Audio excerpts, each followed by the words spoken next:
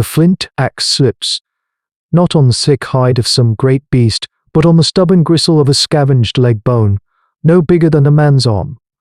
Grak grunts, a sound of pure frustration, and strikes again. A pathetic chip of greystone flakes on Flake's head, skittering into the dust. The bone remains unscratched. He throws the useless tool down. It is the third one to fail this moon. Around him the Firekeeper clan watches, their faces hollowed by more than shadow. This is the reality of their diminished existence, a chapter of hominid history defined by failure. They are a people of tool makers without the stone to make their tools. They are Homo Erectus, the upright walkers now brought low by a piece of dull rock. Their gaze, GERAKS included, drifts north. Even in the fading light, the glass mountain looms, a dark fang against the bruised twilight sky. It is not made of glass, but to them it might as well be. The cave system within it holds their lifeblood, a deep, black vein of obsidian sharper than any tooth. It was their advantage, their anchor in this brutal prehistoric world. With obsidian, they were hunters. They could craft spears that slid between the ribs of a tenant-to-saw, knives that could strip a hide in minutes. Their primitive technology was an extension of their will. Without it, they are little more than clever apes, stealing scraps from the kills of greater predators. The memory of the loss is a fresh wound. They did not flee from a lumbering tyrant like a Tyrannosaurus rex, but from something far quicker, far smarter. The Utahraptor pack came like a feathered storm, not with a mindless fury, but with a plan. One male drew the cave guards out, feigning injury, while the rest swept in from the scree slopes above. It was a massacre of speed and precision. The last thing many of the Firekeepers saw was the blur of a mottled brown body and the glint of that obscene, unforgettable sickle claw, an instrument of obscene butchery that moved faster than a striking snake. Now the pack holds their mountain, their stone, their future. The Alpha, a scarred brute with a single, milky white eye, has been seen at the cave mouth, as if mocking them. These dinosaurs are not just beasts, they are a rival tribe. As the twin moons begin their slow climb, the clan huddles around a weak, sullen fire. The air is thick with the scent of fear and hunger. A child whines, a thin, hopeless sound that cuts deeper than any predator's call.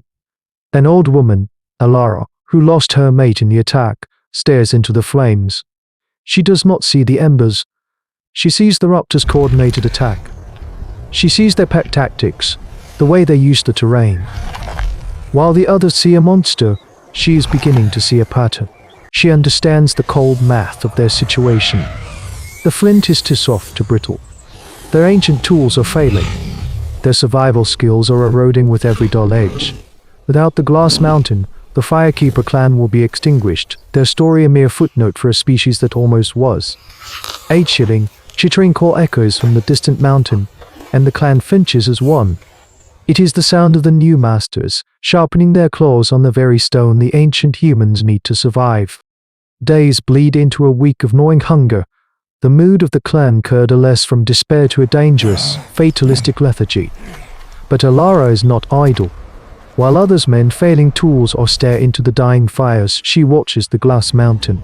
From a high windswept ridge, she has become a student of her enemy. She sees the intricate reality of their prehistoric life, a dance of deadly cooperation. She watches their pack tactics, how the Alpha, One Eye, directs the hunt with a series of sharp, guttural clicks. She sees them doctor a herd of small or neither-pods into an ambush, a maneuver of chilling intelligence. These dinosaurs are not just brutes, they are a functioning society of killers. This is the brutal engine of human evolution, a forge where one is either the hammer or the anvil. One afternoon, a distant tremor rolls through the valley. On the far cliffs, a section of rock gives way, crashing down in a dusty avalanche. From the mouth of the glass mountain, a chorus of panicked, shrieking calls erupts. The raptors are not roaring in dominance. They are disoriented, crashing with one another in the narrow entrance, their sharp calls distorted and amplified by the cave's deep chambers into a deafening cacophony. The seeds of a plan, as sharp and dangerous as an obsidian shard, take root in her mind. The cave is their fortress, but its acoustics are a flaw. Their greatest strength, their ability to communicate and coordinate, could be turned into a crippling weakness. She returns to the camp as dusk settles, her presence cutting through the gloom. She gathers the elders and the strongest hunters, Gerak among them. "We will not fight the sharp feet on the plains," she says, her voice low but firm. "We will not fight them in the stone. We will not fight their claws but their ears." The hunters exchange glances of disbelief. Gerak scoffs, holding up his blunted flint axe.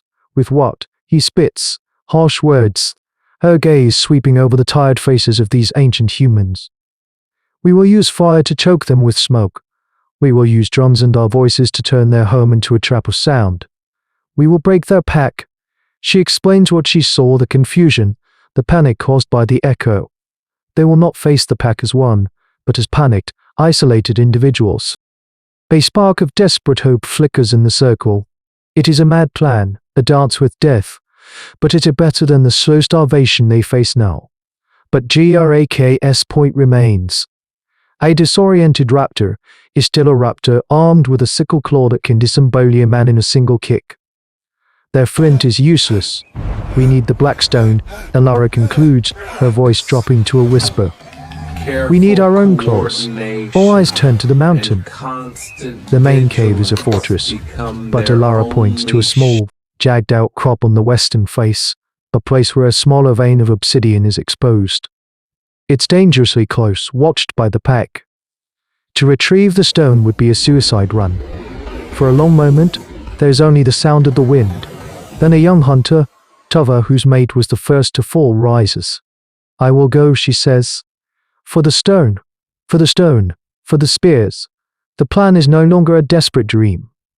It is a choice, a commitment, written in the language of immense risk. The first step toward reclaiming their world, toward the painstaking art of obsidian napping, begins with a single, terrifying journey into the shadow of the enemy. The assault begins not with a war cry but with a whisper of smoke. Under the cover of a moonless night, the clan moves. They carry bundles of damp leaves and resin-soaked logs, hiding them at the narrowest entrance to the glass mountain. Fire, their oldest ally, is the first wave of their attack. As the smoke billows inward, thick and acrid, the second wave begins.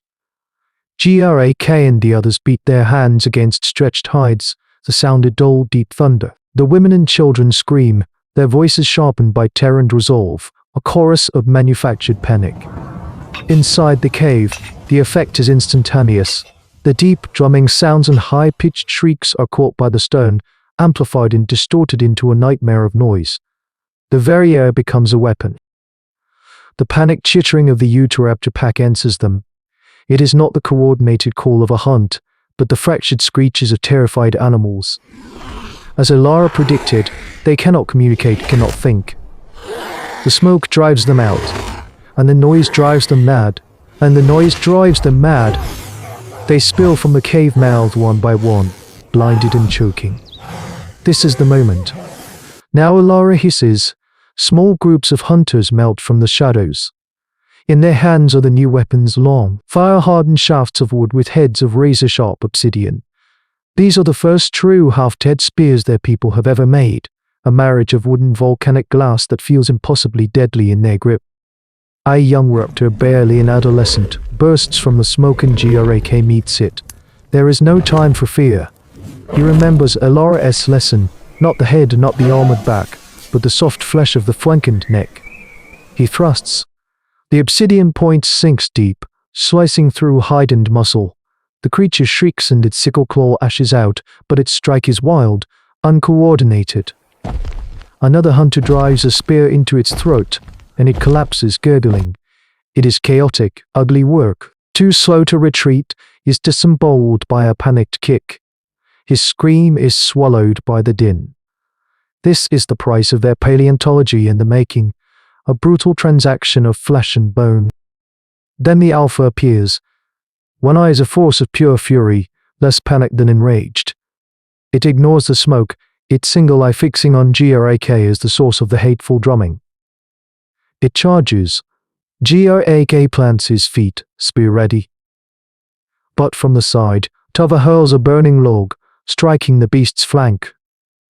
It roars, distracted for a single, vital second. It is the only opening Grak will get, an act of selfless courage that defines their struggle. He lunges not with strength, but with precision, driving his obsidian spear point under the raptor's jaw and upward into its brain.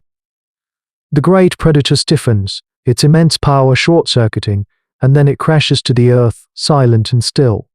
The remaining raptors, their leader fallen, break completely. They scatter into the night, their shrieks fading into the darkness. The terrible noise ceases. In the sudden ringing silence, the firekeepers stand, breathing heavily, surrounded by the bodies of their tormentors. The black stone, their future, is theirs again. They have not just survived, they have evolved. They do not cheer. The cost is written on the ground in their own blood and in the vacant stares of the survivors. They carry their fallen brother with a quiet reverence, the victory tasting of ash. But as the sun rises, its light catches the entrance to the glass mountain, and inside, the obsidian vein glitters like a captured night sky. This was more than a battle for a cave. It was a declaration. It was the moment a species of clever, fragile hominids decided that the earth would not be inherited by teeth and claws alone. The half-dead spear they now hold is not just a tool. It is a thought, given a deadly form. It is the physical manifestation of foresight, of cooperation, of the audacious belief that a plan could be sharper than any talent.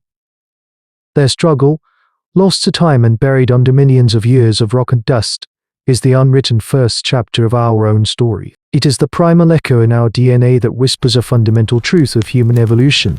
The greatest monsters can be overcome, not by becoming a better beast, but by becoming something else entirely. This is human courage, the will to walk into the darkness of the monster's lair, armed with nothing but a sharpened stone and a plan whispered around a dying fire. This is the chronicle of the survivors. But the age of flesh and tooth was far from over.